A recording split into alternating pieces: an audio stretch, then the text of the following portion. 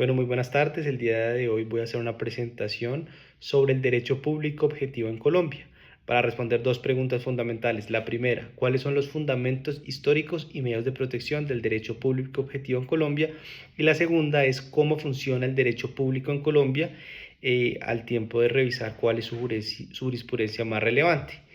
Entonces, lo primero que hay que decir es que este derecho regula las relaciones entre el Estado y los particulares desde una perspectiva estructural del poder y garantista encaminado a esta visión que existe del interés general. Para ello, pues es pertinente referirse a dos autores principales. El primero es George Bedel y su publicación que hizo en 1980. El segundo es Hartmut Maurer en su publicación de 2011. Y otros autores que consideré relevantes para esta exposición, como son Otto Mayer, Eduardo García de Enterría, Javier Barnés, y algunas pequeñas referencias a la jurisprudencia del Consejo de Estado de la Corte Constitucional. Entonces, para entrar en materia, lo primero son los fundamentos teóricos del derecho público objetivo. George Bedel, en su publicación de 1980, definió el derecho público, y abro comillas, como el conjunto de normas que organizan el poder público y aseguran la protección del interés general. Entonces, como vemos, se encamina hacia el interés general y a su protección, el interés de todos los ciudadanos, pero pues lo define en un marco normativo, y por eso él arranca diciendo un conjunto de normas que organizan el poder público. Entonces, tenemos esos tres elementos: conjunto de normas, poder público, interés general, y poder público organizado a partir de esas normas. Esta definición pues lo que refiere es que no se refiere el derecho público a intereses individuales, sino pues a estructurar normativamente la relación entre administración por un lado y por el otro administrados. Hartmut Maurer agrega que el derecho público sirve a la protección de los derechos fundamentales. Entonces, ya aquí, a diferencia de lo anterior, no solo la estructura, sino sirve para su protección, y por eso su carácter objetivo según Maurer. Entonces, hablamos de un derecho que impone límites al ejercicio del poder mediante un orden normativo que es garantista y encaminado al interés general. Pero ¿cuáles son sus raíces? Maurer habla de sus raíces y señala que sus raíces, pues, como la gran parte del derecho, son el derecho romano.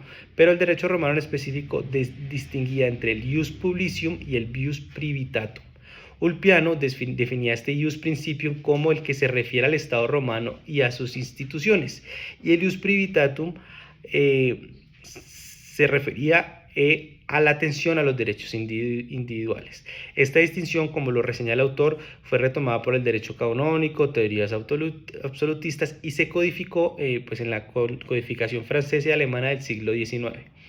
Otto Mayer, uno de los padres del derecho administrativo, identificó en Francia la génesis de la autonomía del derecho administrativo, derivada de la necesidad de un sistema judicial propio para los actos del Estado. Continuemos con el modelo francés. Pues bueno, ya sabemos que pues tiene bases en Roma, el derecho canónico, Alemania, teorías absolutistas. Ahora llegamos al derecho francés y cómo fue su recepción en Colombia. Entonces, Colombia, al igual que otros países latinoamericanos, adoptó el modelo francés en su constitución del 86 y la organización de lo contencioso administrativo. ¿Qué dijo Bedel en el 1980? Dijo: la evolución del derecho público es la historia del sometimiento del poder público al derecho. Entonces, ¿qué pasó en Colombia? Que el sistema colombiano fue consolidándose hasta la creación última del Consejo de Estado, el Código Administrativo, que pues tuvo toda una etapa en los consejeros, fueron a presentar el Código Administrativo al Congreso, lo que culminó con la Ley 1437 de 2011. Y este código pues recogió pues varios del sentir de los consejeros de Estado, incluso una comisión redactora. Pero lo que hizo este código fue organizar la actividad normativa, definió pues en su parte general muchos aspectos, y en su parte procedimental bastante relevantes que utilizamos hoy en día, pero pues después de, como lo hemos reseñado, todo un desarrollo histórico. Pero esto también tuvo un eje estructural que era el principio de legalidad. Según Maurer, la administración no puede actuar sino en virtud de una norma que le otorgue competencia. Entonces, primero hay una norma que le otorga una competencia a la administración, y ahí es cuando ésta actúa. Pues este principio al que se refiere a Maurer lo que hace es que limita la arbitrariedad del poder y exige que se actúe conforme al ordenamiento. García Enterría, por ejemplo, en 2003 dice: el derecho administrativo es el derecho del poder sometido a la ley. Es un poco en la misma línea de que primero hay principio y primero hay norma y después la administración bajo esa competencia es que actúa. Bueno, este principio, según Rentería, se concreta en exigencias como la motivación de actos, el debido proceso y bueno, ya en sede judicial. Pero ¿cuáles son los medios de protección para el derecho público objetivo en Colombia? El sistema colombiano tiene muchas acciones para controlar la legalidad administrativa. Por ejemplo, encontramos la acción de nulidad, nulidad de restablecimiento del derecho, cumplimiento, acción de grupo, acción de tutela, acción popular. Estas herramientas pues permiten que se haya un control de legalidad, sino también una protección del interés general, como veníamos reseñando, que Maurer lo argumentaba en sus escritos. El artículo 237 de la Constitución Política y la Ley 1437, el CEPACA, Código de lo Contencioso Administrativo, lo que hacen es que refuerzan esta estructura garantista. Si lo ponemos en palabras de Maurer, la existencia de un control judicial efectivo es el único garante de la objetividad del derecho público. Entonces, si hay un control sobre los actos administrativos y si hay unos medios de protección, el derecho objetivo para Maurer podría ser garante y podría tener pues un contrapeso real en sede judicial. Continuemos con el interés general como principio rector. Como reseñábamos hace un momento, el interés general es como el fundamento pues de todo este desarrollo normativo. Y Bedel en 1980 en su publicación insistía en que el interés general no es un simple recurso retórico, sino un criterio jurídico funcional. Lo hacía en las siguientes palabras. Él decía: es una construcción jurídica necesaria para garantizar la coherencia de la acción administrativa. Es una construcción jurídica necesaria, o sea, sin ella no es posible para que la administración tenga coherencia. Que ha dicho el Consejo de Estado, por ejemplo, en múltiples sentencias, que pues el principio del interés general permite valorar la proporcionalidad, la razonabilidad. La Corte Constitucional lo ha interpretado como el interés, como el parámetro del control de constitucionalidad, por ejemplo, en la sentencia C837 de 2001, pero ese es como el fin de la administración: garantizar un interés de todos los ciudadanos por encima del interés particular que puedan tener determinadas personas.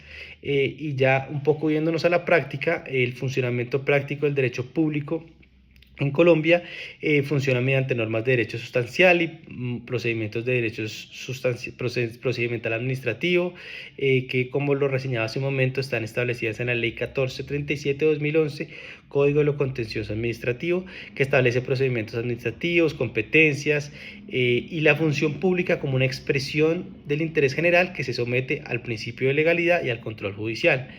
El Consejo de Estado, en sentencias de 2010, con una sentencia de 2017, reafirmó que toda actuación administrativa debe respetar los principios de moralidad, eficiencia y participación, un poco quizás desde mi punto de vista encaminándonos hacia ese interés general.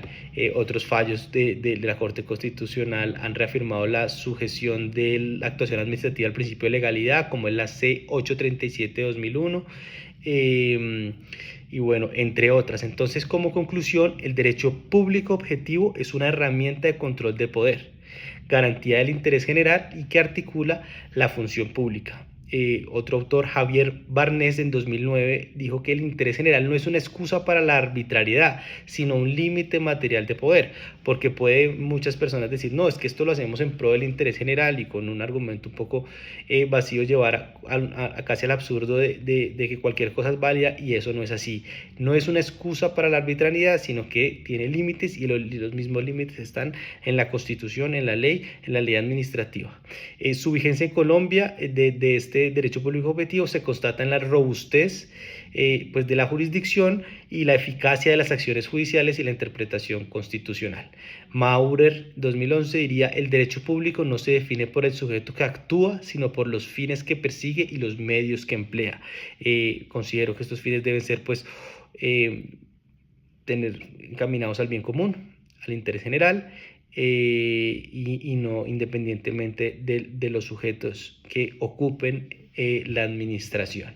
Entonces, pues de esa manera concluyo mi intervención, y creo que he recogido las dos preguntas principales sobre esta exposición, sobre los fundamentos históricos y los medios de protección del derecho público en Colombia, y cómo funciona el derecho público y cuál es la jurisprudencia más relevante. Sobre la jurisprudencia quisiera hacer unas anotaciones sobre la sentencia C837-2001, 620-1996, ambas de la Corte Constitucional, el Consejo de Estado, jurisprudencia 2020, por ejemplo, donde anula un acto administrativo por desviación de poder y falta de motivación, y pues sobre esa habrán muchos en la materia, porque pues todos los actos administrativos deben tener motivación, y así como otra jurisprudencia bastante relevante en la materia.